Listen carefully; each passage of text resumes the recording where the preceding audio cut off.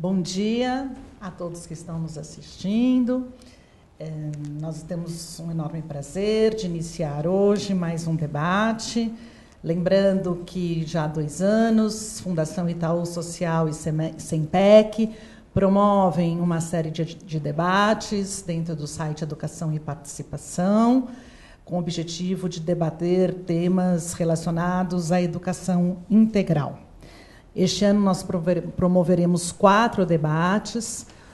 O primeiro hoje, que é Escola e Educação Integral, seguido de mais 3, Currículo e Educação Integral, Práticas Pedagógicas e Educação Integral, e Integração Institucional e Educação Integral. Bem, para o debate de hoje, temos 3 convidados. Então, temos a honra de receber aqui o secretário do município de Educação do município de São Paulo, Alexandre Schneider, nosso parceiro de muito tempo. Muito obrigada, Alexandre, pela sua presença. Recebemos também a professora Lúcia Veloso, da Universidade Estadual do Rio de Janeiro. Lúcia, é um prazer ter você aqui com a gente. Muito obrigada. E para mediar o debate, o nosso consultor, colaborador, professor Romualdo Portela de Oliveira, da Faculdade de Educação da USP. Romualdo, muito obrigado. Obrigado. Então, eu vou passar a palavra para o Romualdo, que agora, a partir de agora, vai liderar aqui e organizar a nossa conversa. Nós já temos várias perguntas e nós esperamos a colaboração, a participação de todos vocês. Obrigado. Bom dia a todos.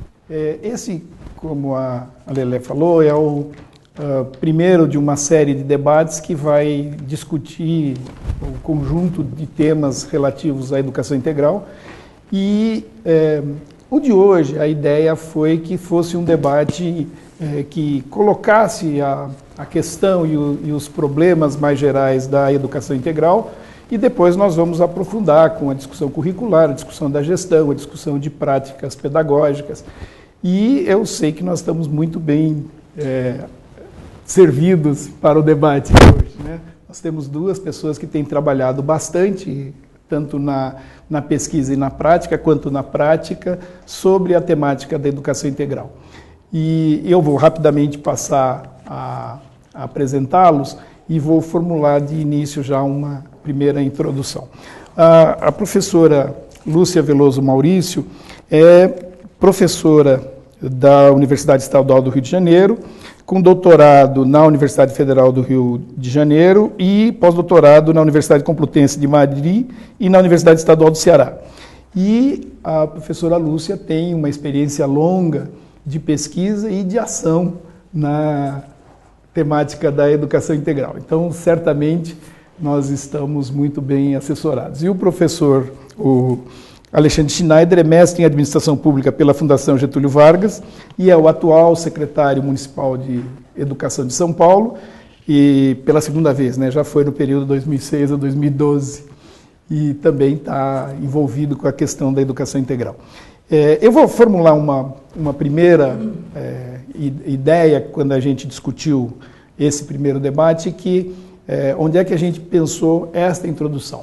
E acho que a questão que nos move inicialmente é que, quando se fala em educação integral, se sobrepõem 2 dimensões que podem se articular e podem não se articular. Que uma delas é a ideia de ampliar a jornada. E de outro é que, com a ampliação da jornada, se cria as possibilidades para que se pense uma nova educação, uma nova proposta educacional. É exatamente nesta articulação que a gente pretende tocar esse primeiro debate e os problemas decorrentes disso daí. Então, eu vou passar primeiro para a Lúcia e depois para o Alexandre para as suas considerações iniciais. Nós já temos um conjunto de questões que foram formuladas e, em parte, elas certamente serão respondidas pelas falas iniciais, e o que não for eu retomo na abertura dos debates, assim como as colaborações que vierem posteriormente. Por favor. Bom dia a todos. É um prazer e uma oportunidade estar aqui, ter sido convidada para estar aqui pelo professor Romualdo e pelo SEMPEC, pela Fundação Itaú Social, porque, de fato, nós, na universidade, não temos assim, não utilizamos essencialmente esse canal. Então, esse canal amplia muito a nossa possibilidade de interlocução e com o público que normalmente não conseguimos alcançar e que, para esse tema, é indispensável. E esse esforço de colocar uma pessoa importantíssima aqui na gestão da educação na cidade de São Paulo, em contato com pesquisadores do Rio de Janeiro, em relação a esse tema, mostra o esforço da instituição de democratizar esse debate, que é condição para que essa escola consiga se implantar. E aí eu queria explicar quem sou eu para estar aqui do lado do professor Romualdo Portela de Oliveira e do secretário municipal da cidade mais importante da América do Sul, né? Tem que ter alguma credencial para isso, né? Então, eu faço parte de um grupo de pesquisa, NEF, que estuda a escola de tempo integral desde 1995.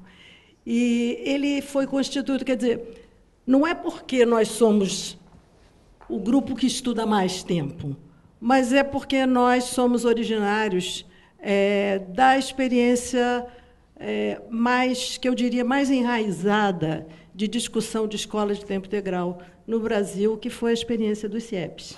Então, eu, pessoalmente, participei da implantação dos CIEPs no primeiro governo Brizola, década de 80, antes da Constituição da nova LDB, e na segunda gestão também, ligada à formação de professores, essencialmente.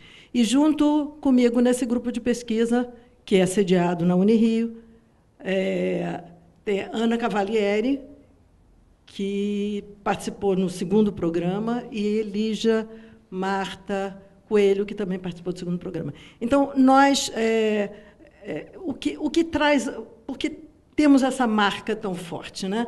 Porque a gente primeiro esteve na escola, depois participou da gestão dessa mesma escola, para depois ir para a universidade e acompanhar essa discussão. Então, nesse sentido, se eu fosse o professor Romualdo, eu teria convidado realmente a gente para estar aqui neste debate. Acho que nós temos o que dizer a respeito disso, né? Porque, deixa eu aqui lembrar o que eu queria especialmente dizer. Por que esse grupo ficou tão, vamos dizer assim, virou uma referência? Durante esses anos, desde que o segundo programa foi dissolvido no Rio de Janeiro, isso daí foi final de 94, até o surgimento do programa Mais Educação, em 2007, de verdade, essa discussão praticamente deixou de existir. Então, nós, durante esse período, realizávamos fóruns que reuniam os profissionais das escolas que se mantiveram por mérito próprio, desenvolvendo esse tipo de proposta, que foram algumas no município do Rio de Janeiro, outras no estado do Rio de Janeiro, e eventuais outras experiências em outros estados. Então, durante mais de 10 anos, nós nos mantivemos nessa interlocução, e isso fez com que a gente se tornasse referência, além da gente garimpar. Claro, e aí desenvolve as atividades acadêmicas, seminários, escritos e divulgações, orientações, bancas, etc., e o acúmulo de material, de tudo que estava sendo escrito. Então, nós temos esse acervo, né?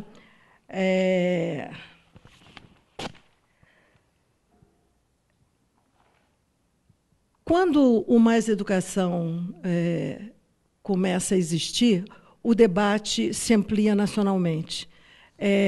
E nós, naturalmente, tínhamos que incorporar no nosso debate as novas demandas e as novas limitações que esse debate colocava.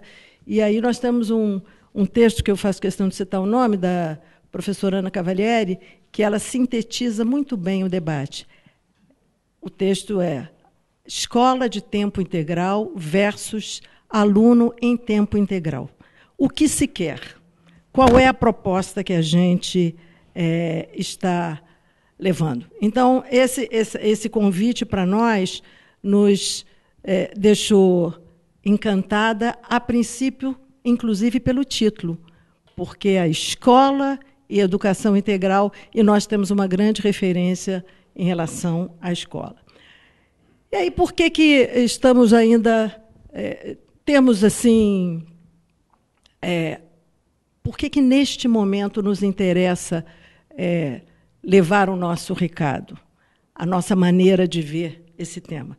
Porque, em 2016, houve um redirecionamento de política educacional no país, que está aparecendo num canto, no outro, e isso daí aparece no redirecionamento do Mais Educação, na reforma do ensino médio, e nós já estávamos acostumados a lidar com, desde a época dos CIEPs, lidar com a situação de que toda campanha eleitoral estava lá a proposta de escola de tempo integral, em geral de forma eleitoreira, irresponsável, e era esquecida imediatamente, às vezes era até melhor que fosse esquecida, porque muitas vezes elas eram implantadas de forma irresponsável e que termina indo contra a proposta. Então, nesse sentido, neste momento, 2016, não era mais uma campanha eleitoral, era o MEC fazendo propostas num determinado sentido. Então, nós nos sentimos comprometidos, nós nos sentimos responsáveis por um determinado conhecimento que a gente queria partilhar. Então, decidimos escrever um documento absolutamente sintético com o que nós considerávamos, ao longo de todo esse tempo, os pressupostos para uma escola de tempo integral. E esse documento não tinha nenhuma intenção de ser um modelo, mas, ao contrário, de ser um orientador, um direcionador de discussão sobre essa proposta. Esse documento ele está o tempo todo, quer dizer, de acordo com nossos estudos, ele tem por base a ideia da educação pública, da educação básica pública em municípios, estados e tal. E por que a gente fala em educação em tempo integral? Porque a nossa legislação, ela em geral, ela se refere a tempo integral. Desde a LDB, o primeiro plano de educação de 2001, 2010, o segundo plano nacional de educação, todos eles falam em tempo integral. E daí a gente... claro que você falar em tempo, dentro de um espaço de tempo, você pode fazer qualquer coisa. Então, existe uma ideia do que nós queremos com esse tempo. E aí a gente entra exatamente nesses pressupostos que nós discutimos. Agora eu vou colocar o óculos, porque eu posso não ler direito. Bom, em primeira situação, que a ideia do tempo, ou seja, da ampliação da jornada, ela não se reduz apenas ao tempo. Ela supõe um projeto pedagógico construído coletivamente pela comunidade escolar, tendo em vista uma formação que proporcione os conhecimentos científicos contemporâneos necessários à vida de qualquer pessoa e os direitos e deveres de um cidadão no Brasil, né? Segundo, é importante dizer isso, do nosso ponto de vista, a escola de tempo integral ela deve abranger todos os alunos, para que a gente não tenha, Por exemplo, se eu tenho uma parte dos alunos em tempo parcial e outra em tempo integral, de verdade, eu tenho 2 escolas funcionando dentro de um mesmo espaço. A maneira de você fazer com que essa política seja paulatina não é botando parte dos alunos numa mesma escola, mas sim oferecendo. Nem todas as escolas devem oferecer o tempo integral. A implantação dessa política é uma política de médio e longo prazo. Então, ela tem que ser escalonada. Então, se você oferece a escola para todos os alunos, mas você não oferece em todas as escolas, a critério de cada sistema de ensino. E, dessa forma, você oferece também a opção para a população de colocar o seu filho numa escola de tempo integral ou não. Com a totalidade dos alunos em tempo integral, você pode oferecer um currículo integrado, fugindo do problema do turno e contraturno, para você não ficar a escola das disciplinas curriculares e a outra escola, que é a escola da educação física, da arte, etc., etc., o que já traz uma conotação de que esses conhecimentos são importantes e os outros são menos importantes. Então, essa daí é uma situação que você só evita se você tiver todos os alunos envolvidos neste projeto. Com um currículo amplo, integrando esses diversos conhecimentos, diversas linguagens, você tem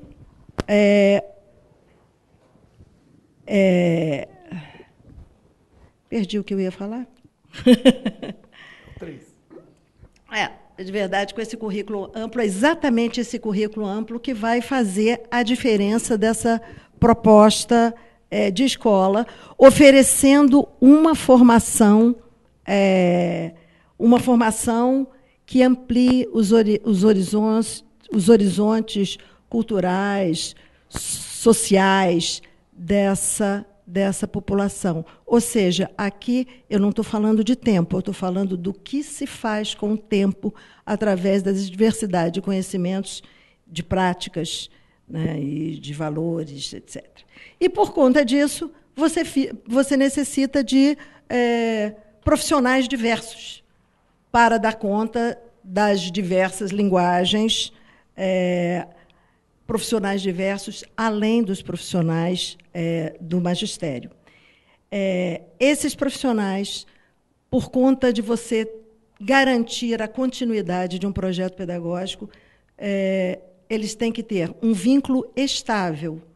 Ou seja, se eu faço opção por voluntários, estagiários, etc., etc., você tem um tempo limitado de permanência desses profissionais, prejudicando a continuidade do projeto. Evidentemente, condições de trabalho adequadas e a dedicação a uma única instituição, de forma que a pessoa possa vivenciar integralmente essa proposta. Com essa variedade de profissionais, então, eu estou querendo mostrar como o fato de eu oferecer a todos os alunos permite um currículo, implica em profissionais e implica em condições para a escola. E, com essa variedade de profissionais, eu obrigatoriamente preciso de uma formação contínua para tanto atualização dos profissionais como integração dos profissionais que participam, que têm saberes em áreas diferentes. E esse horário de formação e de planejamento tem que estar previsto na carga horária do profissional, né? E a escola deve ter a infraestrutura e espaços adequados à permanência de profissionais e alunos num tempo longo. Ou seja, a gente tem a noção perfeita do que é um espaço de convivência dentro da sua própria casa, se a família vai crescendo. Da mesma forma, se você permanece mais tempo, você precisa de diversidade de espaços para que essas atividades todas que a gente está propondo, essas linguagens diversas, possam ocorrer. Caso contrário, você diz uma coisa e termina praticando outra coisa. E aí, que desafios esses pressupostos colocam para a gente? E também a história da educação no Brasil colocam para a gente. O Brasil não tem tradição de tempo integral escolar. Essa adesão ao tempo integral, para que você possa oferecer essa educação ampla, ela precisa ser construída. E ela precisa ser construída em todas as etapas da educação básica. Então, tanto na educação infantil, como no ensino fundamental, e como possa se estender ao ensino médio. A educação infantil tem uma certa prática de tempo integral, mas que tem uma outra origem. Ela tem uma origem da assistência social e também não tem ainda a universalidade que já está prevista no Plano Nacional de Educação. Mas ela tem que... o desafio na educação infantil é outro, né? O desafio de você trabalhar com um projeto pedagógico. Outro desafio é os recursos financeiros. Você precisa ter recursos financeiros regulares e suficientes para manter essa proposta. E a gente chama a atenção de que, se o financiamento da educação no Brasil atendesse à proposta do custo-aluno qualidade, como está previsto desde a LDB, no artigo 74, se nós tivéssemos andado nesse caminho, e continuamos desejando que esse caminho possa acontecer, tendo em vista os vários estudos que já estão feitos a respeito, o escalonamento da implementação da escola de tempo integral estaria muito facilitado, porque você tem o custo da escola de tempo integral é muito diverso para a educação infantil, para o ensino fundamental e para o ensino médio. Caso contrário, você tem uma implantação de algo que você diz e que não pode realizar. A implantação do tempo integral no ensino médio é cara. A nova proposta de ensino médio, com aquela nova vertente, é cara. O ensino técnico é caro. Bom, e, por outro lado, a diversidade de condições socioeconômicas dos municípios no Brasil, ela implica na necessidade de um sistema de colaboração entre os entes federados. Esse sistema de colaboração não diz respeito apenas ao financiamento, ele diz respeito também à formação de profissionais para trabalhar nessa escola. Existem infinitos municípios brasileiros que não têm profissionais formados, não tem, vamos dizer assim, não tem como atender essa diversidade de linguagens que a gente tem como proposta. Então, é necessário que os estados se articulem com os municípios, ou seja, esse sistema de colaboração tem a ver com a formação de um profissional.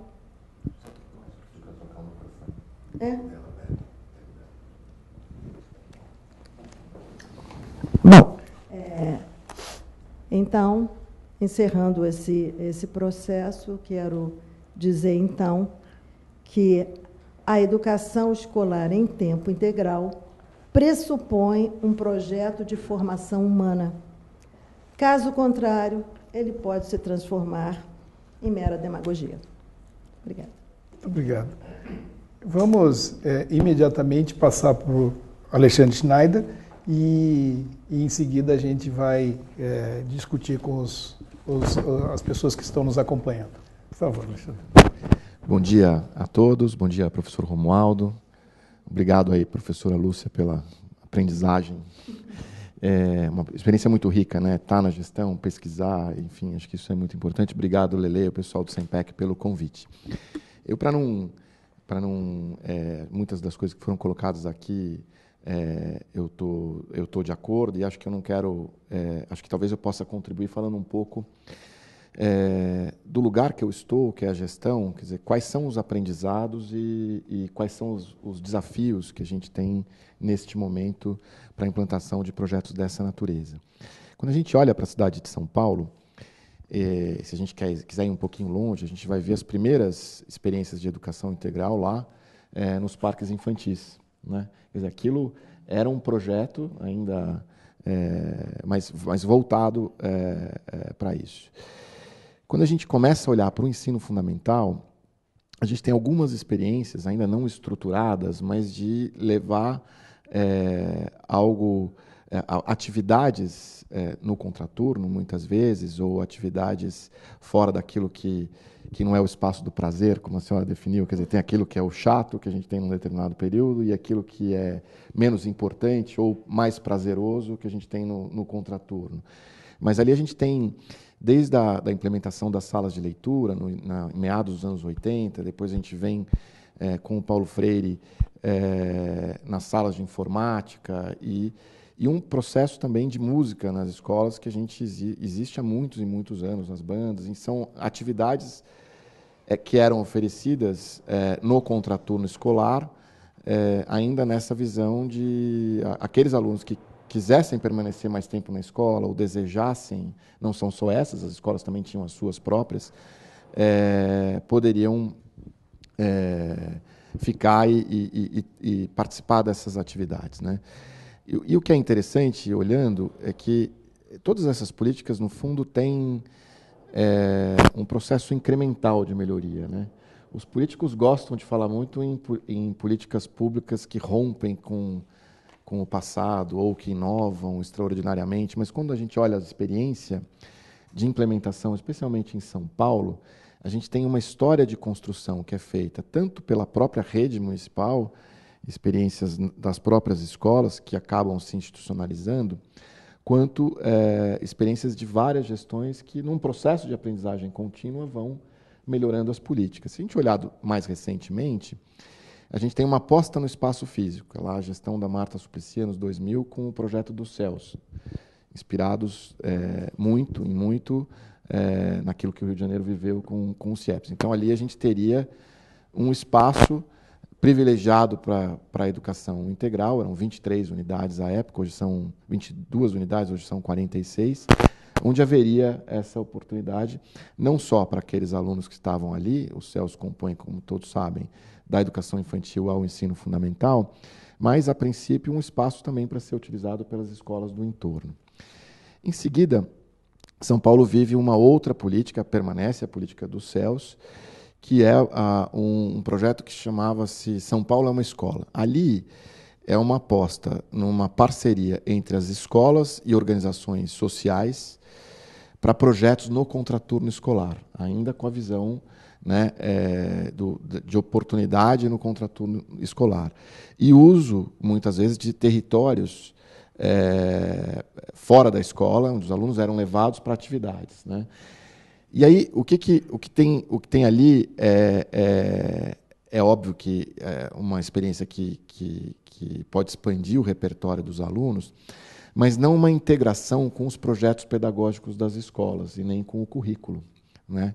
E isso fez com que a rede, inclusive, reagisse àquele momento e que a gente começasse uma outra construção a partir daquela experiência, né?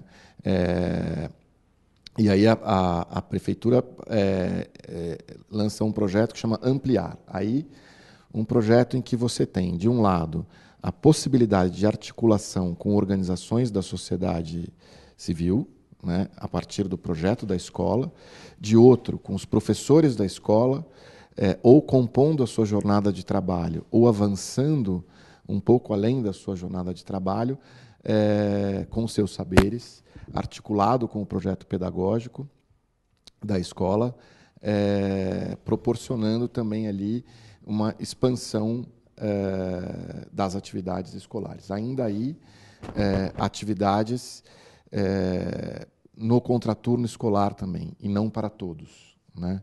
Que eu acho que isso ainda, São Paulo ainda não alcançou, a cidade de São Paulo ainda não alcançou isso, né? Quer dizer, você ter uma escola toda em tempo integral. A gente tem, na educação infantil, de 0 a 4 anos, todas em 10 horas.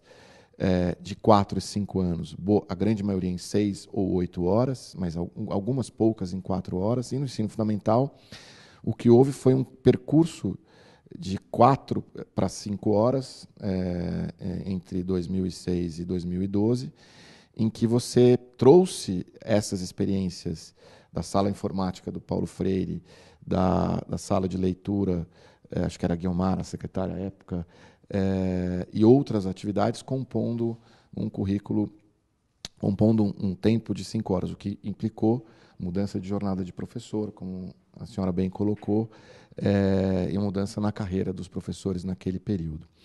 Em seguida, o que a gente tem, sob influência do Mais Educação, esse programa Ampliar, ele passa a se denominar Mais Educação São Paulo, mantém-se o componente dos professores realizando essas atividades dentro do projeto pedagógico da escola, mas volta-se para o programa Mais Educação Federal, né?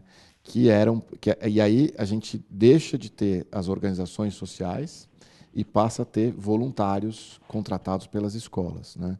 E esse programa ainda existe até hoje, né? E ele tem hoje em torno de 30 mil alunos, mais ou menos, com atividades no contraturno escolar. No ano passado, a gente tem uma outra vertente que continua este ano, que é o São Paulo Integral. Aí um programa que pensa a escola no tempo integral, numa articulação mais forte com o currículo e o projeto pedagógico da escola, com a colocação de recursos adicionais para as escolas humanos e financeiros que participarem desse programa, e ainda não em tempo integral do 1º ao 9º ano do ensino fundamental, mas foi feita uma escolha, que eu reputo uma escolha bastante inteligente e interessante, de se começar nos anos iniciais do ensino fundamental. Eu entendo que foi uma boa escolha da gestão anterior, que me antecedeu, por alguns motivos. Primeiro, porque a criança sai de 6 horas e fica em 7 horas na escola. Então, ela é uma criança que já está acostumada a um tempo maior na escola. Está numa idade que isso é muito relevante, né? Você, de repente, fazer esse caminho com aquele menino de 13, 14 anos é um processo, inclusive, de convencimento desse tempo a mais na escola, né? Segundo, porque ele permite tratar uma questão que é muito relevante nas grandes cidades, que é a questão da equidade.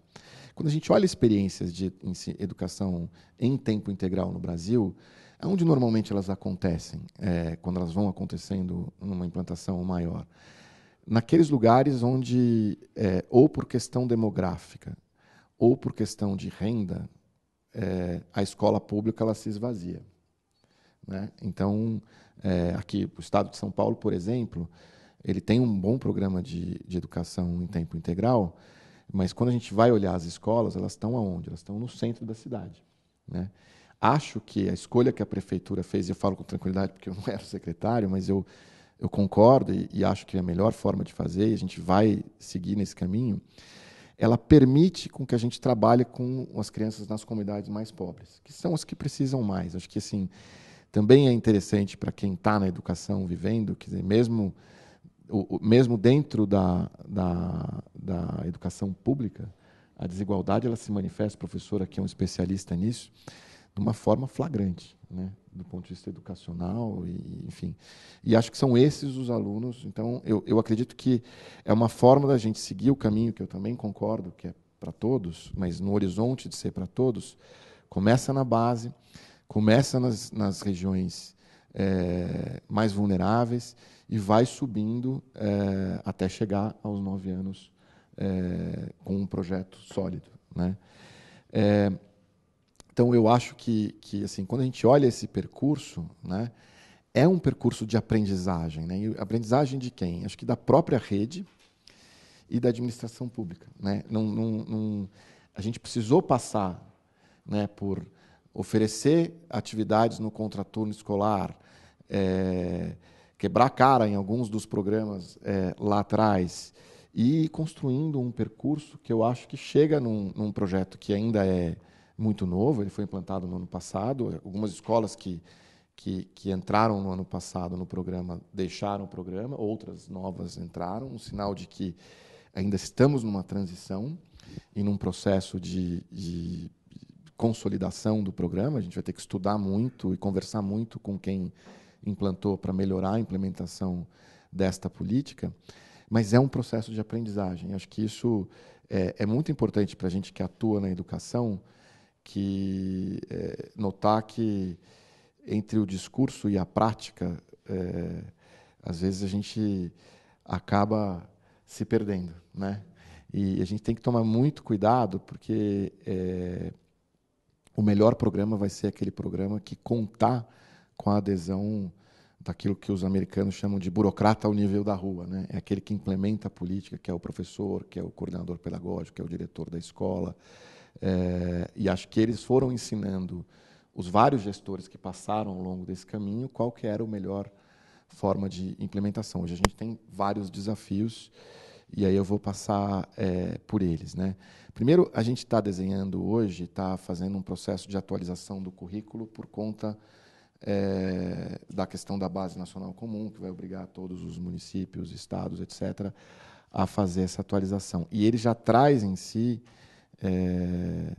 um componente de pensar na educação integral, né? Quer dizer, então, seja ela em 5 ou seja ela em 7 horas, a gente tem que trabalhar todas as dimensões de aprendizagem possíveis desse aluno, né? E aí a articulação desta visão com as 7 horas, né, quando elas forem sendo implantadas na escola. Além dessas dimensões, olhar um pouco para quais aprendizagens, né, a gente pode ter dentro e fora da escola, né, e aí usar o território como um espaço importante de aprendizagem. Mas usar o território não simplesmente fazendo com que os alunos utilizem esse território, né, quer dizer, levá-los a algum lugar, a um clube, a uma biblioteca, a um cinema, ou enfim, a um parque, mas com uma intencionalidade, quer dizer, quer dizer, o uso do território tem que ter por trás uma intencionalidade dos nossos educadores para que isso seja realmente um espaço de aprendizagem, não seja apenas uma visita a um local ou um passeio, né? E todo passeio pode ser um espaço, um lugar de aprendizagem. Você pegar um professor que sai do Butantã num ônibus e vai até a Zona Leste para uma competição esportiva, ele passando pela Marginal, ele pode ensinar geografia, ele pode ensinar matemática, ele pode... enfim, acho que... E aí vai exigir o quê? Não só um currículo, mas, como a senhora bem colocou, uma mudança no nosso processo de formação. Quer dizer, e aí é isso que o currículo e a formação que não vão separar, né, o nosso processo entre as atividades formais e aquelas que, como você bem colocou, podem parecer que são menos importantes ou menos relevantes para o processo de aprendizagem dos alunos, né? A gente tem hoje escolas que fazem isso muito bem na cidade de São Paulo.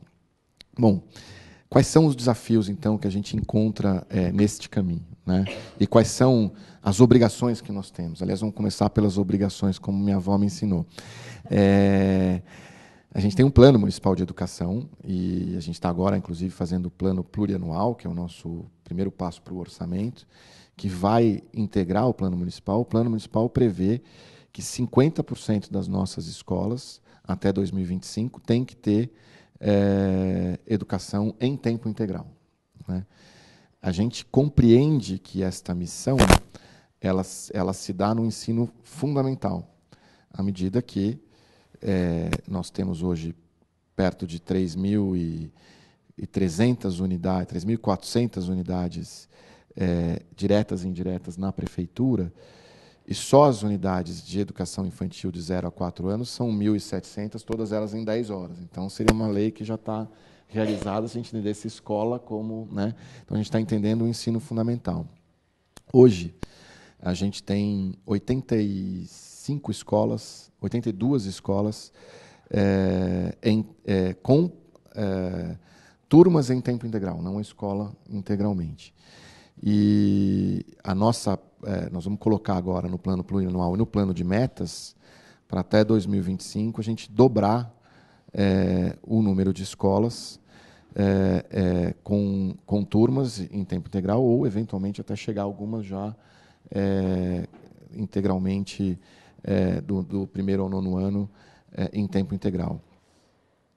O desafio que a gente tem para isso, ele se dá em algumas camadas. A gente já falou do currículo, já falou da formação, mas a gente vai precisar olhar para a questão do espaço físico, e no caso de São Paulo, a gente tem um problema em 2018, que não se repete depois. São Paulo, a cidade de São Paulo, quando implantou o ensino de 9 anos, lá atrás,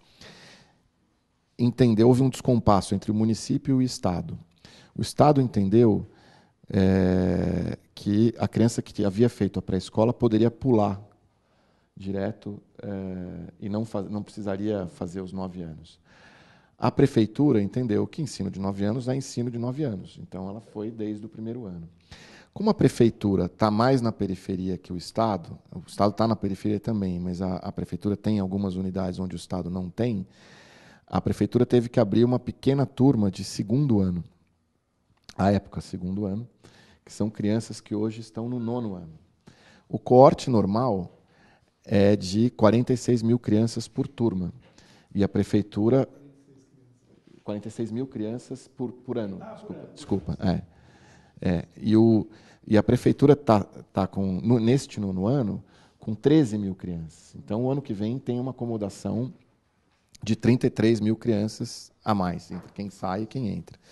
Então, esse é um primeiro desafio. E aí a gente vai ter que olhar para os territórios e verificar aonde porque essas crianças não estão distribuídas igualmente. Então, é onde a gente pode trabalhar para a ampliação dessas experiências em tempo integral, que são feitas por opção da escola, não por obrigação da gestão nesse momento.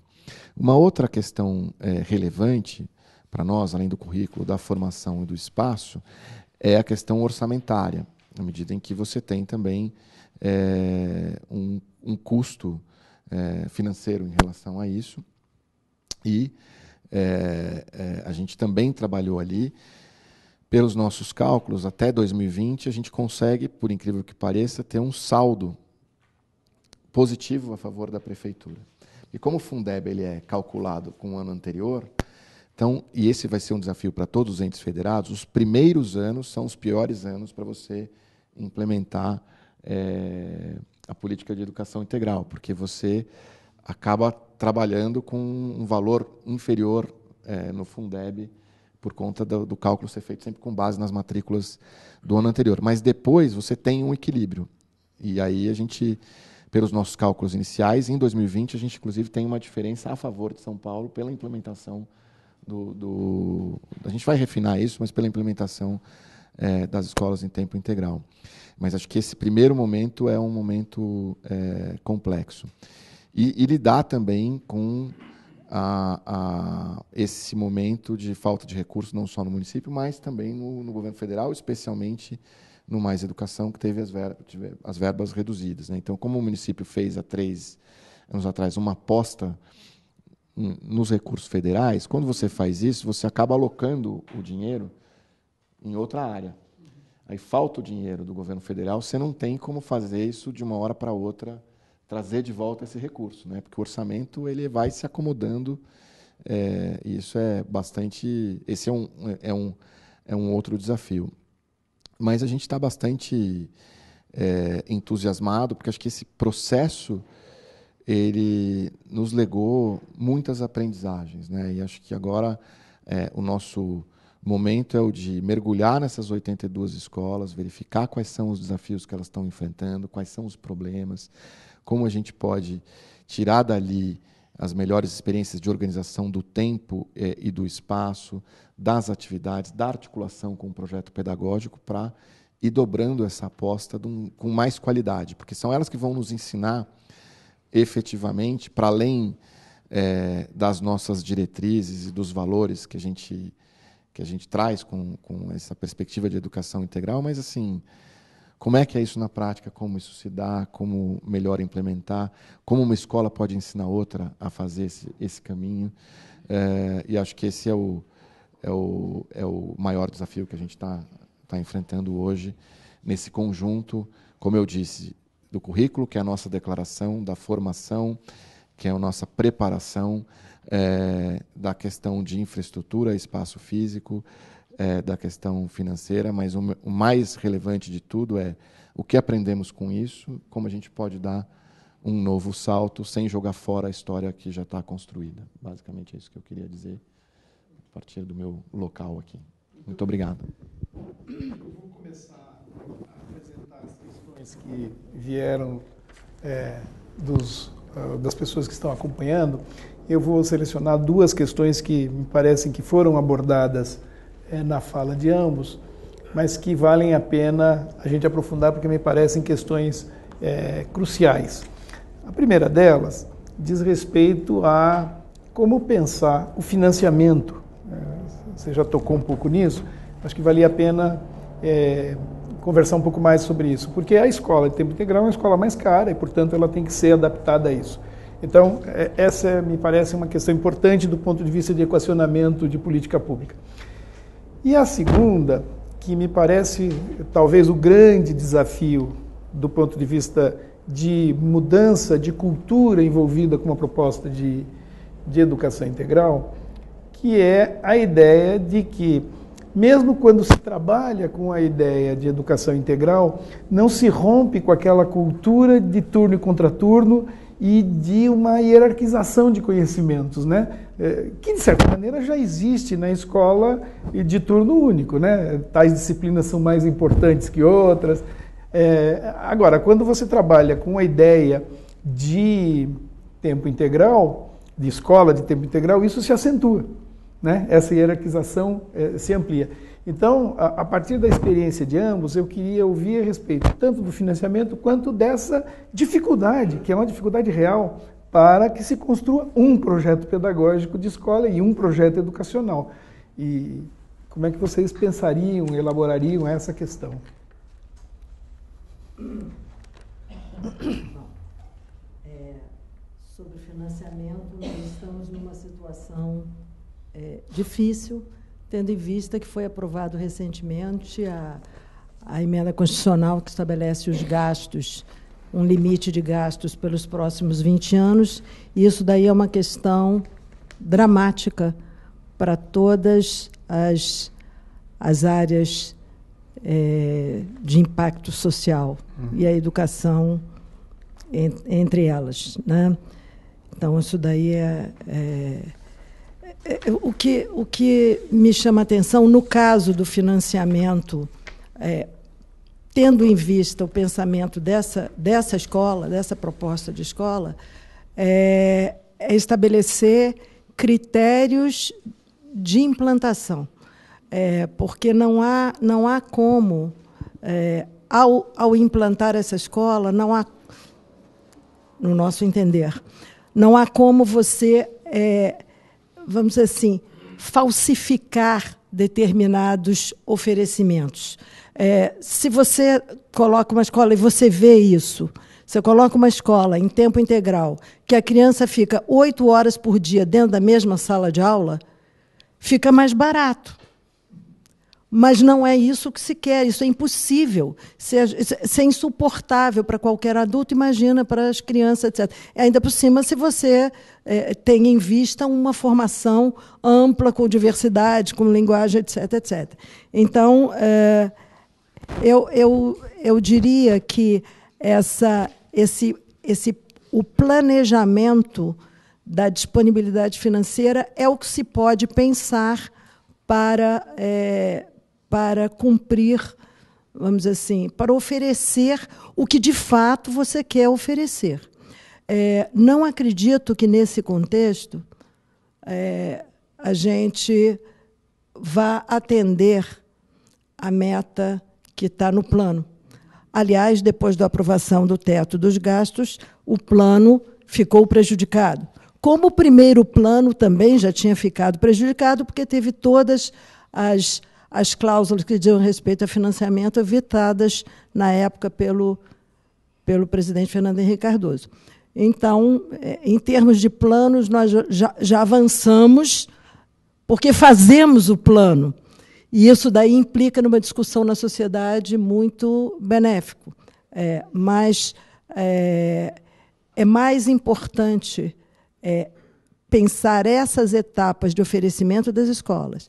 E as escolas selecionadas de acordo com a sua adequação, a sua possibilidade de incorporar esse projeto, e isso diz respeito à infraestrutura e diz respeito à vontade, à opção daquela comunidade escolar. Nem toda escola deseja isso. Nem todos os profissionais desejam isso, nem todos os pais desejam isso. Então, se a gente tem que estabelecer etapas, vamos considerar este fator como um fator muito importante. Vou botar só assim meio de lado, para a gente não esquecer que a gente vai ter um agravante em termos de financiamento, porque o prazo para o término do Fundeb está chegando. E isso daí tem que ser repensado, porque para alguns municípios brasileiros vai ser uma tragédia. Se isso daí tem que ser. Bom, esse de um lado. De outro lado, o problema da cultura do turno e do contraturno. Na época dos CIEPs, né, como a gente tinha a possibilidade, eram todos os alunos, foi projetado para isso, então nós tínhamos a formação de uma, vamos dizer assim, a distribuição das atividades ao longo do dia eram, vamos dizer assim, muito bem pensadas nesse sentido, de forma que você concatenasse o descanso do professor, a possibilidade de planejamento com outros profissionais e a sequência de, vamos dizer assim, de atividades para os próprios alunos. Na época, por exemplo, no segundo programa, década de 90, eu, pessoalmente, que era, vamos dizer assim, responsável pela formação do magistério, também começamos pelos anos iniciais, né, para depois pensar outros projetos. Os anos finais do ensino fundamental são bem mais complexos. Mas, por exemplo, eu dava oficina para as diretoras dos CIEPs para a montagem do horário, porque é altamente complexo você pensar esta situação toda. Então, você tinha CIEPs com 18 turmas, com 15 turmas, com 12 turmas, e como é que você vai organizar isso tudo? O turno e contraturno, quando eu fiz o pós-doc na Espanha, e visitei escolas na Espanha, lá tem uma discussão que é o turno contínuo ou o turno partido. Mas o que interessa é que, mesmo quando a carga horária efetiva são 5 horas. 5 horas, seja contínuo, seja em 2 períodos, com o período da sesta no meio. Mas a escola, mesmo com o turno contínuo, aquela sala de aula era de uma única turma. Ou seja, a ideia do turno é uma ideia que existe para nós. Não é comum você encontrar em outros lugares a ideia de que 2 turnos diferentes ocupam o mesmo espaço. E ali você cria um ambiente de permanência, os cantos que as turmas vão organizando, que o professor vai organizando, como as paredes vão sendo ocupadas. Isso, no Brasil, é fundamental. É uma cultura que tem que ser criada, porque nós nem imaginamos que isso é possível. Nós, vou usar uma expressão forte, talvez, nós pensamos muito mais na divisão da miséria, né? Então, a gente cria turno porque a gente não criou escola. Então, nós hoje estamos com um déficit lá para trás. E eu só queria, antes de acabar, porque eu estou falando muito sobre esses 2 assuntos, lembrar que essa cultura do turno e contraturno, e eu queria chamar também a história da cultura da adesão. Eu acho que, porque pode ficar parecendo que, quando eu falo a escola de tempo integral, eu excluo outras possibilidades. Eu quero dizer que, por exemplo, o Mais Educação colocou essa discussão da ampliação da jornada e de outros conhecimentos, etc., dentro de cada escola. Ele tinha algumas fragilidades e teve outras. Você oferecer a ampliação do tempo com atividades diversas, mesmo que não seja a todos os alunos, você cria uma certa, vamos dizer assim, você está investindo nessa cultura de adesão a um tempo maior, né? Então, eu acho que já foi suficiente. Olha, eu acho que, bom, começar pelo fim, que é o Mais Educação. Acho que o Mais Educação teve um mérito importante de ser um programa indutor, né? Eu acho que, assim, colocar essa pauta nas redes e nas escolas, acho que isso já é um grande salto e foi muito relevante. A questão do financiamento, acho que a gente tem dois problemas, né? Um primeiro, acho que é esse horizonte do teto dos gastos, é o horizonte da crise que nós estamos vivendo. A gente não sabe quanto tempo ela demora.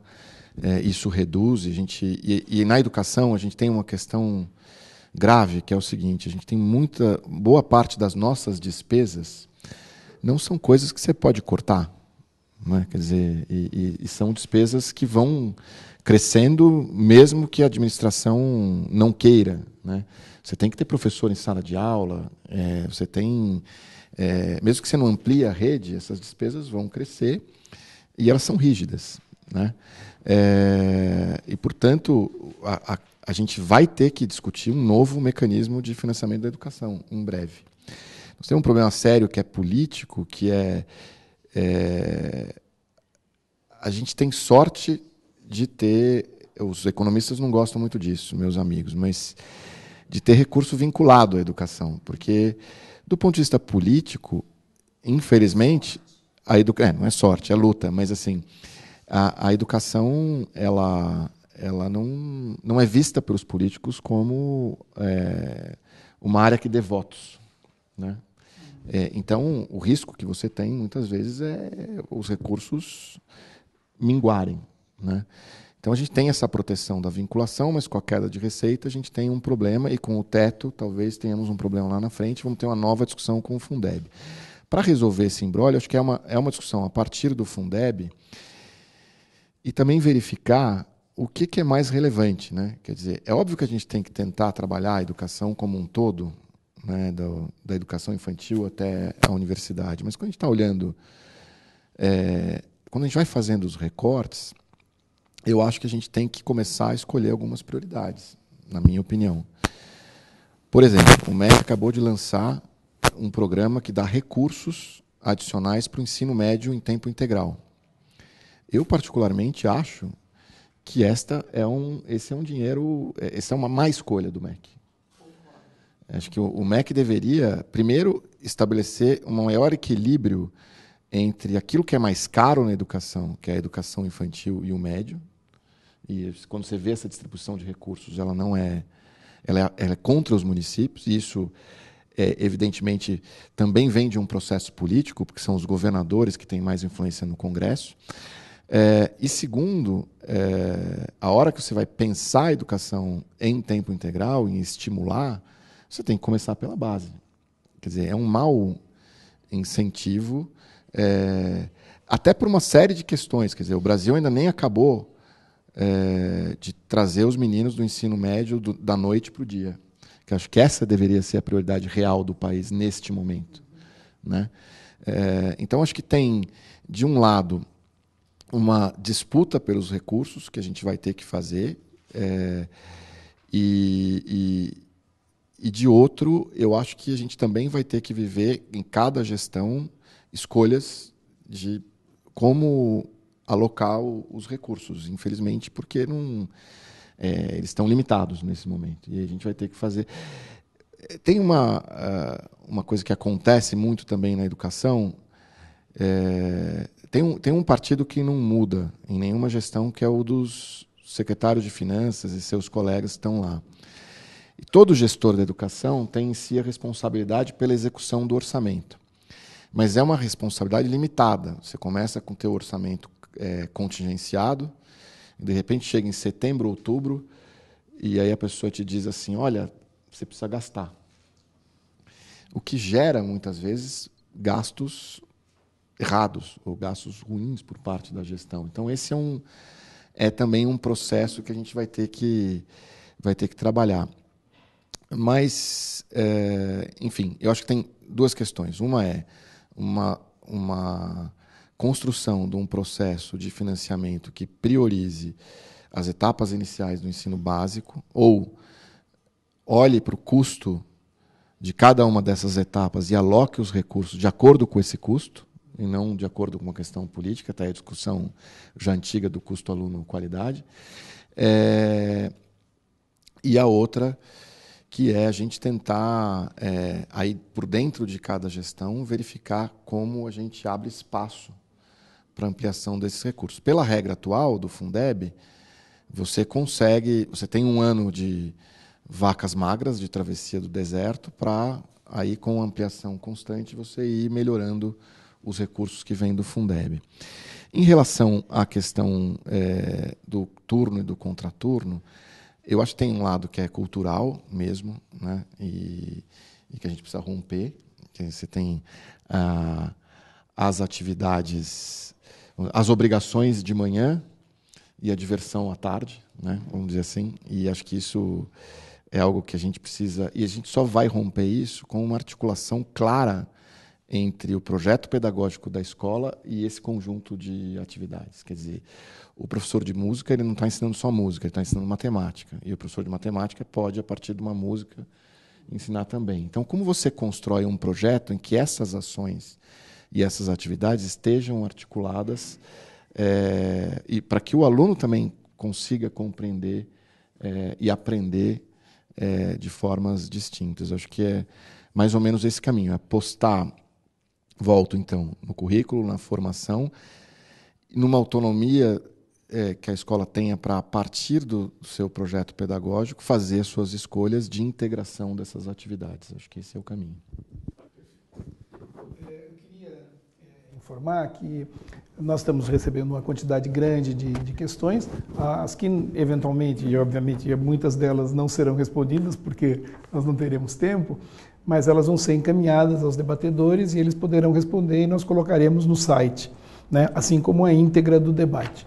Eu queria levantar agora duas novas questões, porque eu acho que a gente vai explorando aí diferentes facetas da educação integral e dos problemas que existem para se enfrentar de maneira coerente uma política como essa.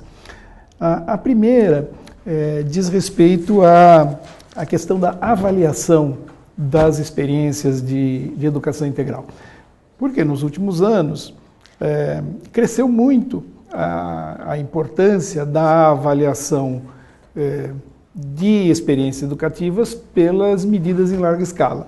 Então eu gostaria de ouvi-los a respeito. Como é que vocês refletem a questão da avaliação, notadamente as avaliações em larga escala, as provas nacionais, municipais, com as experiências de educação integral? E a segunda questão é como é que vocês trabalham ou equacionam a seguinte questão. A nossa tradição de obrigatoriedade foi sempre pensada numa escola de 4 horas, eventualmente se ampliando 1 hora e tal. Como é que vocês pensam a questão da obrigatoriedade escolar e as experiências de educação integral? A Lúcia já levantou a ideia de que você pode ter famílias que não queiram. Como é que vocês pensam nisso com a ideia do aumento progressivo? Porque o aumento progressivo, num primeiro momento, tudo bem, nós podemos pensar nessa ideia da escolha, né? No longo prazo, como é que vocês pensam isso? Manteriam escolas para quem não quer educação integral? Ou seja, como é que vocês refletiriam a respeito dessa questão, né? Eu traria essas duas para esta rodada. Em primeiro lugar, vou falar sobre a ideia da obrigatoriedade, né? A obrigatoriedade, eu não estenderia, eu não apostaria em aumentar a obrigatoriedade do turno, vamos dizer assim, diário, até a gente já ter um patamar de ampliação do tempo em escolas e, ao mesmo tempo, uma adesão maior de escolas a um tempo mais longo. Ou seja, eu não acredito que é a obrigatoriedade que vai, vamos dizer assim, criar o caminho para que essa política possa se ampliar. Eu acredito que é o oferecimento, dentro de um projeto, oferecendo aquilo que realmente se propõe a oferecer, é que vai haver adesão, aumento do tempo. Eu lembro que a gente fez uma pesquisa, logo que começou Mais Educação, o MEC chamou algumas universidades. Essa pesquisa foi coordenada pela Unirio, onde o nosso grupo de pesquisa está sediado, para fazer o levantamento do turno nos vários municípios brasileiros. Isso foi de 2008 a 2010. Né? E aí nós, além de fazer um levantamento através de dados, depois selecionamos alguns municípios, algumas escolas para visitar, inclusive São Paulo foi extremamente interessante. Visitamos 2 escolas diferentes, um CEL e uma escola que trabalhava dentro da perspectiva da São Paulo como cidade. Né? Cidade, como é São Paulo é uma escola. Isso. Então, o que a gente percebia, por exemplo, nas escolas rurais, o problema da ampliação do tempo era um problema olhado de forma muito mais intensa, porque ali eles tinham plena, vamos dizer assim, uma cultura muito clara de que a criança ajuda no trabalho familiar, seja cuidando dos irmãos, seja etc, etc. Então, tinha que haver realmente uma adesão a essa ampliação do tempo. E se a escola não oferecesse o tempo de forma que a família considerasse produtivo, ou que o aluno considerasse produtivo, não acontecia. Então, eu acho que não é a obrigatoriedade que vai puxar a possibilidade de um bom andamento dessa escola. Ao contrário, é o oferecimento de um bom projeto de educação nesse sentido que vai, mais adiante, possibilitar o crescimento da obrigatoriedade. E o problema da avaliação? Aí vai entrar numa grande discussão se as avaliações externas dizem respeito àquilo que a escola faz ou não. Eu busquei muito olhar como as experiências de educação em tempo integral, como eles avaliavam vamos dizer assim, essa ampliação do tempo. Porque uma coisa que tinha que ficar clara, e que eu brigo muito com esses resultados que, eventualmente, as pessoas gostam de mostrar, por exemplo, o Mais Educação, ele não atinge todos os alunos. Além disso, ele não atinge particularmente as turmas, os anos, antigas séries, que vão prestar a Prova Brasil. Né? Portanto, eu não posso considerar que o Mais Educação tem um impacto direto no IDEB, nem na Prova Brasil. E isso, muitas vezes, uma fumaceira, uma coisa assim. Então, criou-se uma ideia de que o IDEB é capaz de indicar coisas que, eventualmente, ele não pode indicar.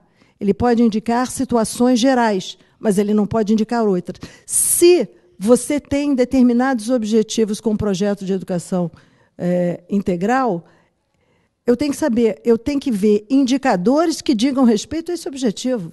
E se o indicador for especificamente cognitivo, então eu posso pensar que essas avaliações podem revelar alguma coisa. Mas, se não, não.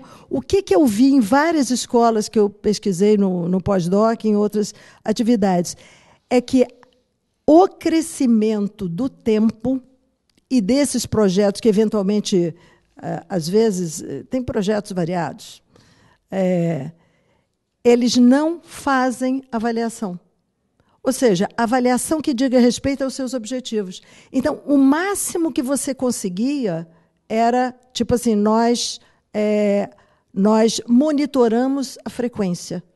Além da frequência, eu não vi nenhum outro indicador que era regularmente acompanhado, mas um indicador que dissesse respeito ao objetivo do próprio projeto.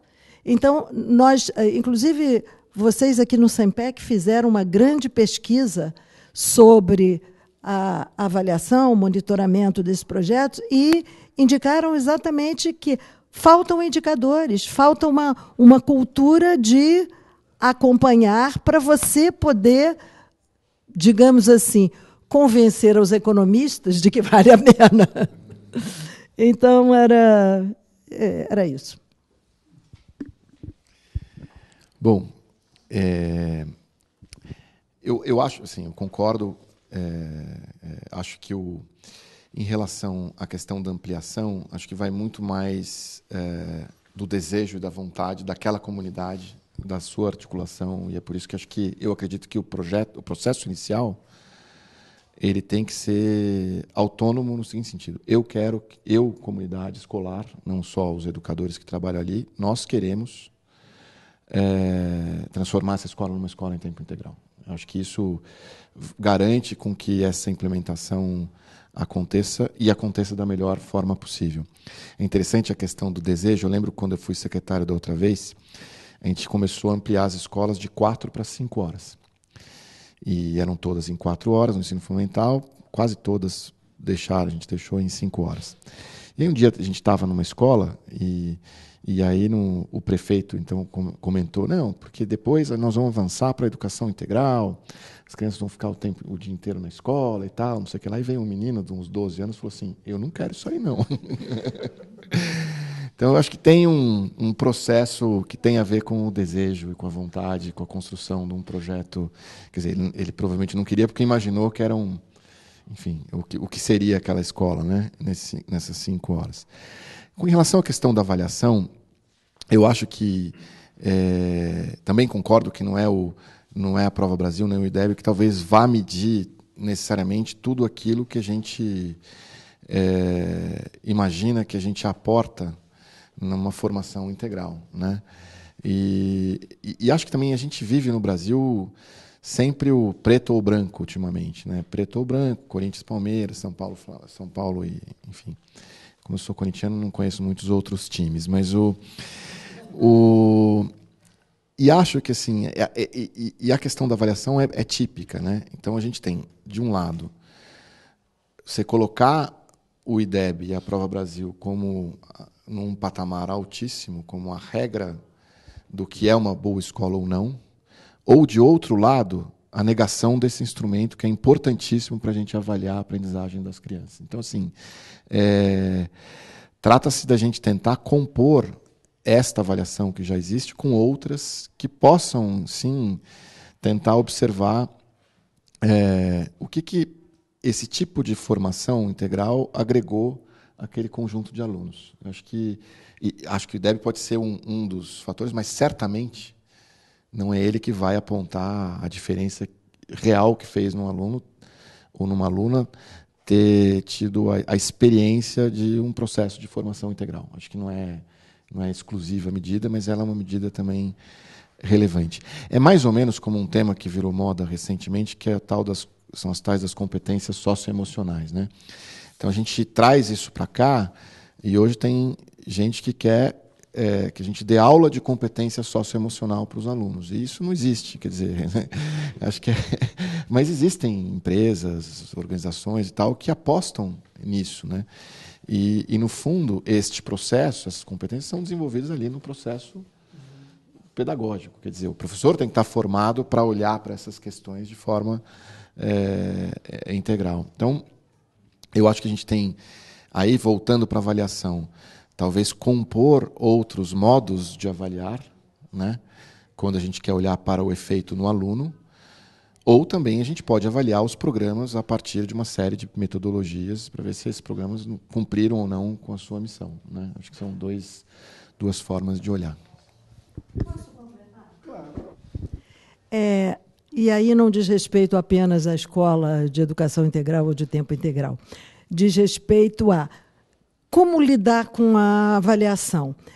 Tem que haver, ou seja, esses resultados das avaliações externas, sejam municipais, estaduais ou federais, etc., eles têm que ser intensamente discutidos pelas escolas. As escolas têm que entender aquele objetivo e elas têm que se reconhecer ou não naquela maneira de avaliar. Eu acho fundamental que se faça uma relação entre, vamos dizer assim, o sistema de aprovação ou não, que é adotado em determinado local, ou seja, será que os resultados da aprovação dos professores ao longo do tempo correspondem ao que se vê na avaliação externa, seja municipal, estadual ou federal? Essa discussão entre, vamos dizer, esses resultados pode ser um bom debate em termos de localizar o que deve ser avaliado. Um reconhecimento de que a forma como eu avalio no cotidiano, ela tem uma relação com a avaliação externa. Caso contrário, parecem que são sistemas que não andam juntos. Então, essa comparação pode gerar uma discussão muito importante na escola que conscientize para a incorporação, quem sabe, de outros indicadores. Muito obrigado. Eu queria chamar a atenção a seguinte ideia. Eu estou tentando interpretar as perguntas que vêm apresentando para eles. Evidentemente, posteriormente nós vamos entregar as perguntas para vocês e aí, se eventualmente escapou algum aspecto, a gente explora. Eu queria agora tratar de duas questões para a gente fazer essa última rodada antes das despedidas. Tem uma questão aqui, eu vou ler porque ela é bastante interessante. Em relação à ideia da escolha e obrigatoriedade, penso que geralmente as classes mais abastadas da sociedade já têm acesso ao tempo integral, mesmo que não aconteça dentro das instituições. Podem usufruir de aulas de línguas estrangeiras, judô, artes, etc. Esse grupo pode escolher. As camadas populares nem sempre podem fazer essa escolha. Seria interessante que as escolas públicas oferecessem essas atividades?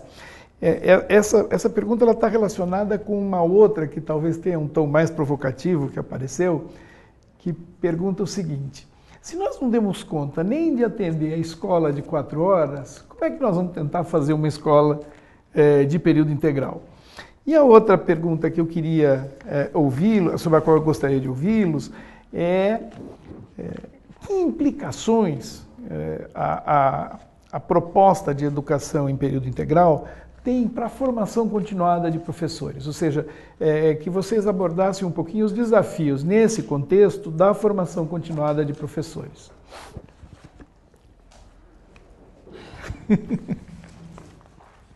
Bom, sobre as escolhas, o Darcy Ribeiro dizia, e ele foi o pupilo do Anísio Teixeira. Aliás, vou aproveitar para lembrar que o Anísio Teixeira, tanto o Darcy quanto o Anísio Teixeira, eles tinham em vista uma educação integral, no sentido de uma formação ampla, uma formação humana, etc. Por que, vamos dizer assim, essa expressão não era usada? O Anísio Teixeira, porque conviveu com integralistas, então ele não podia se arriscar a usar esse termo. E o Darcy, que adotou, essencialmente, a proposta do Anísio. Mas, tanto um quanto o outro, qual era a ideia? A ideia é que, numa escola de tempo amplo, e, no caso, a proposta de escola de tempo integral, ou a Escola Parque do Anísio Teixeira, você pudesse oferecer aquela diversidade de linguagens que o aluno de classe média tem. A ideia era exatamente essa, ou seja, se eu quero oferecer uma educação que possa... Eu quero oferecer para as classes populares uma educação em que, vamos dizer assim, essa criança não seja submetido à desigualdade econômica com a qual ele entra na escola. Então, a ideia da escolha é exatamente essa. Claro que, na hora que você vai oferecer atividades dentro de um sistema público, né, a escolha ela começa, de verdade, no meu entender, tipo assim, a escolha você vai oferecer escola de tempo ampliado ou escola de turno normal. Você começa a escolha por aí. Você continua com a escolha discutindo dentro da escola que atividades serão oferecidas. Então, esse trabalhar a escolha é uma maneira dos próprios pais, da comunidade escolar, vamos dizer assim, se aproximar da escola, mostrando que eles também têm direitos, também podem opinar. Então, essa daí é a escola. E aí o problema das 4 horas, se não demos conta nem das 4 horas, por que oferecer um tempo integral? Isso daí, na época dos CIEPs, tanto no primeiro programa quanto no segundo programa, foi um rio de situações nesse sentido. Todos os nossos intelectuais da época, na década de 80, na área da educação, pessoas do maior prestígio, caíram de pau. Tipo assim, se a gente não oferece nem 4 horas, como vai oferecer? O CIEP foi chamado de Escola Mamute e outras pérolas mais. Aliás, o Anísio Teixeira também sofreu intensamente com a proposta de tempo integral na época dele. Então, o Globo, quando os CIEPs completaram 21 anos, durante uma semana, ele publicou todo santo dia. Começou num domingo, em que, na época, ele vendia 1 milhão de jornais no domingo. Publicou todo dia uma matéria sobre o projeto do CIEPs, mostrando que era uma escola de fracassos. Eu fiz um artigo que eu fui pegando cada pedacinho, mostrando como aquela série de interpretações foi mal intencionada. E aí, num editorial, o Globo dizia o seguinte: se, em vez de gastar aquela dinheirama com os CIEPs, porque o Brizola, no segundo programa, ele chegou, durante 2 anos seguidos, a comprometer 50% do orçamento do Estado com esse programa de educação. Nunca mais teremos isso na vida, mas tudo bem. Então, no editorial do Globo, ele falava assim: se essa dinheirama toda tivesse sido gasta, dividida em pequenos pedacinhos para todas as escolas, não teria sido muito mais produtivo? Aí eu vou chamar uma atenção, uma socióloga do Rio de Janeiro, bastante conhecida, Zaia Brandão, que não era favorável ao projeto dos CIEPs, ela, num artigo muito corajoso, por conta de um seminário que foi promovido aqui em São Paulo pela Fundação Carlos Chagas sobre esse tema, em 1988, só estou falando de coisas antigas. Ela escreveu um artigo em que ela dizia que essa proposta de escola, e a gente estava saindo de uma ditadura, essa proposta de escola, ela trouxe uma ideia nova. Ela reacendeu a esperança. Ela fez com que as pessoas projetassem alguma coisa. Ou seja, você oferecer um projeto em que a comunidade escolar, vamos dizer assim, em que desperte nela o seu compromisso, a sua vontade de trabalhar, de conseguir resultados, isso ou seja, um projeto que mobilize, isso pode dar mais resultado do que você dividir matematicamente o mesmo dinheiro para todas as escolinhas. Não estou denegrindo, não, mas se eu tenho, vamos dizer assim, Se eu tenho uma escola de 4 horas, muitas escolas de 4 horas, em que as pessoas não têm mais o crédito de que aquele trabalho renda, de que aqueles alunos não vai adiantar nada mesmo, ele vai ser um marginal mesmo. Se eu tenho isso dentro da escola, 4 horas, 5 horas, 8 horas ou 3 horas não vão fazer diferença. Eu preciso de um projeto de educação que as pessoas acreditem que ele possa dar resultados. E a formação? Eu, no segundo programa, ou seja, na década de 90, eu fui exatamente responsável pela formação dos professores de todos os CIEPs. Nós tivemos um projeto que também nunca mais se repetirá na vida, mas era de uma formação de verdade. Cada turma tinha 2 professores. Esses professores não eram professores do Estado. Eles eram professores temporários, eles eram bolsistas. Então, eles entraram para os CIEPs para fazer um curso de formação. Então, o processo deles era de um curso de formação. Cada turma tinha 2 professores, e isso implicava num planejamento obrigatório conjunto. O que isso daí gerou? E o que eu acho que é fundamental, e há teorias que andam nesse caminho? O processo de formação dentro da escola, ele se dá de 2 formas. Primeiro, você trazendo novidades que são debatidas por todos.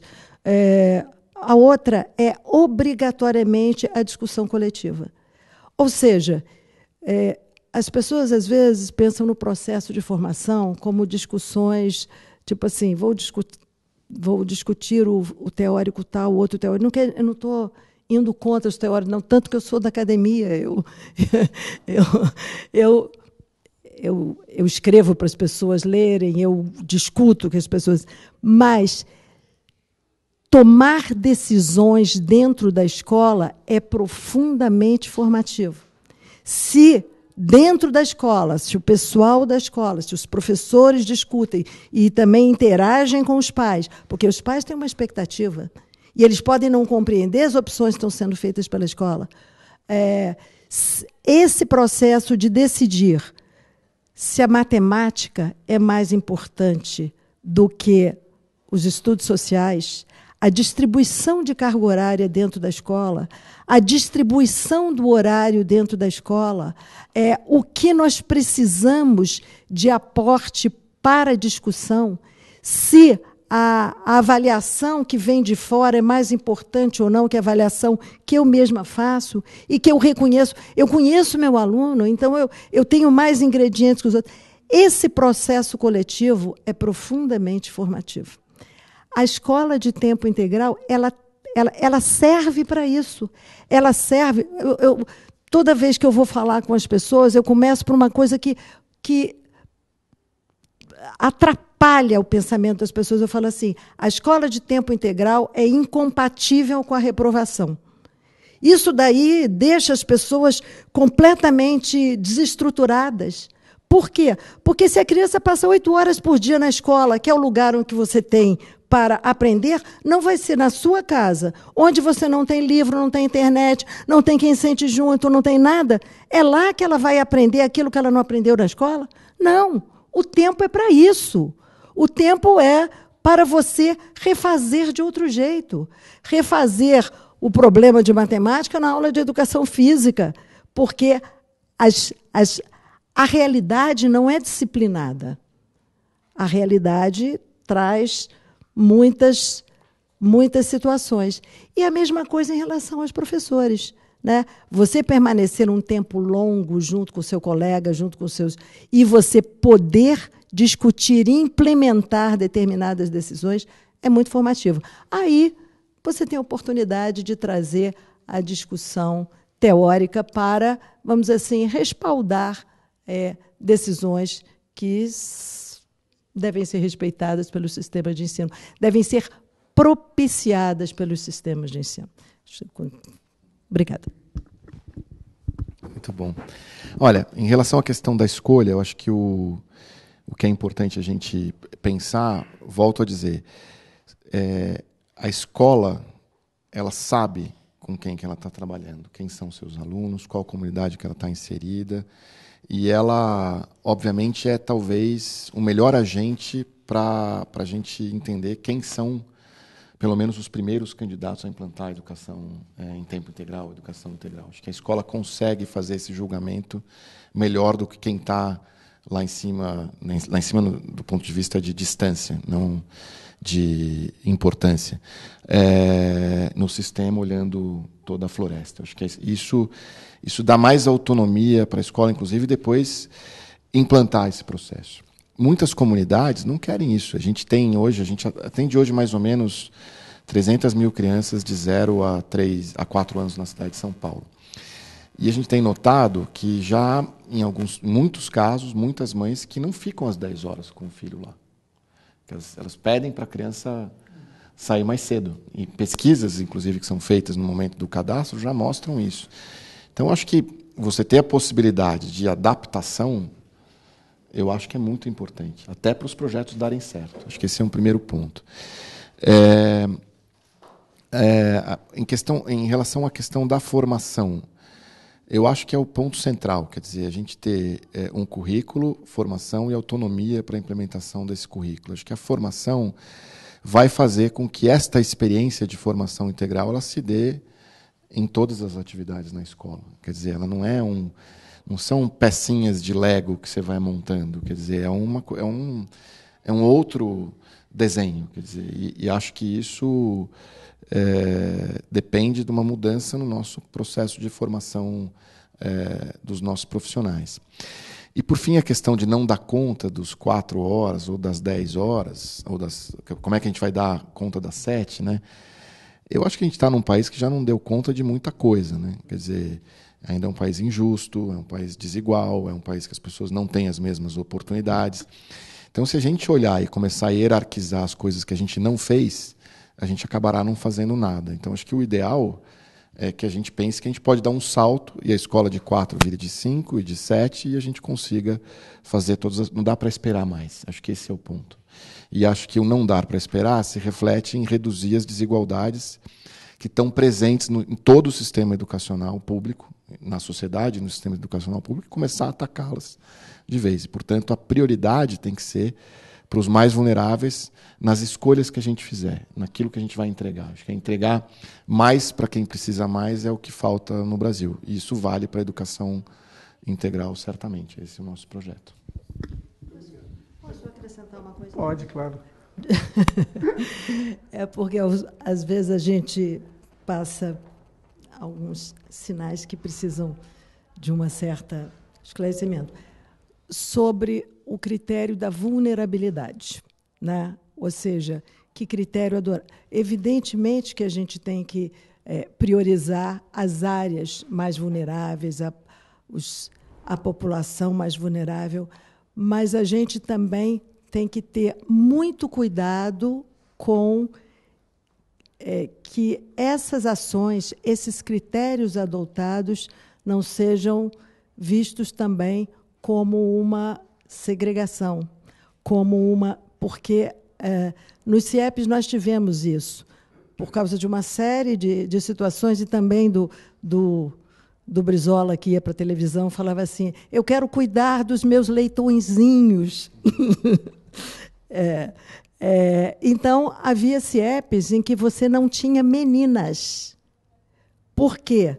Porque as mães consideravam que ali aquela população de alunos era uma população que não servia para a sua filha, né? De companheiro para a sua filha. E todos eram tão pobres quanto, né? Mas parecia que a menina tinha que ser preservada daquele contato. Então, houve muitas situações nesse sentido. Então, na hora de adotar critérios, esse aspecto é fundamental, porque a população ela reconhece a estigmatização, né? Isso acontece com várias coisas. Classe de aceleração dentro da escola, muitas situações que a gente tem que ter muito cuidado na hora de adotar para que a gente não escorregue para outro problema. Fica com você para fazer as suas considerações finais para a gente concluir. As minhas considerações finais. Eu fico muito feliz de poder estar aqui, de poder trazer essas considerações aqui. Nós vamos, com esses mesmos pressupostos, participar de uma audiência, de uma reunião com o Conselho Nacional de Educação, no dia 3 de julho agora. O Conselho Nacional de Educação tem uma comissão sobre educação integral.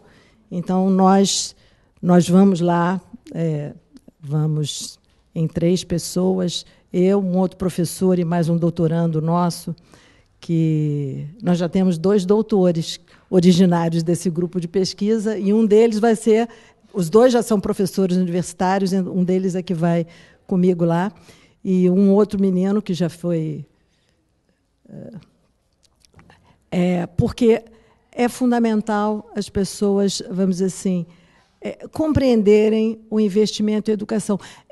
Fica parecendo determinados discursos, fica parecendo que é o mesmo discurso de sempre, mas oferecer as mesmas, ou pelo menos as mesmas possibilidades similares que os alunos, que as crianças de classe média têm, de outras línguas, de outras linguagens, de outros saberes, o conhecimento se constrói com relações novas que são feitas. Então, colocar a criança em contato com outras linguagens permite que ela faça a relação entre os estudos sociais e o que ela viu numa situação de teatro que ela vivenciou. A escola com tempo ampliado, nós batalhamos e continuamos lutando para que ela é uma condição para você oferecer uma educação mais completa, uma educação que possibilite menos desigualdade, possibilite, digamos assim, eu não digo que é um efeito obrigatório, possibilite que a segmentação com que um aluno entre na escola não se reproduza na escola. Então, nós consideramos que essa escola possibilita isso. Portanto, a escola que o Brasil precisa, tendo em vista que nós temos, digamos assim, uns 200 anos de atraso em relação aos países, aspas, do primeiro mundo, em relação à educação. Nós precisamos desesperadamente dessa possibilidade. Queria agradecer a todos que estão aí vendo, agradecer à professora, ao professor Romualdo, ao SEMPEC, e dizer que a gente precisa avançar nesse tema da formação integral. Ela pode se dar em 5 ou em 7 horas. É óbvio que é importante que a gente tenha mais tempo na escola, e a gente brigue para que isso aconteça, e que a gente ataque cada um daqueles fatores que hoje nos dificultam, né? Que são a questão da integração com o currículo, projeto pedagógico das escolas, da formação dos profissionais da educação e, sobretudo, como a gente disse, do financiamento. Então, se a gente não conseguir trabalhar esses fatores todos em conjunto, a gente não vai chegar nem ao plano nacional e nem a metas que forem menos ambiciosas do que as que estão presentes no plano nacional, que todos nós temos obrigação de cumprir. E deixar um abraço especial aí para os nossos educadores da rede que estão assistindo. Alguns me mandaram um WhatsApp aqui, mandaram um abraço para o professor Romualdo também, tá bom? Obrigado. Eu queria agradecer profundamente a participação de vocês. Eu acho que a iniciativa do SEMPEC e da Fundação Itaú Social começou muito bem com a presença de vocês.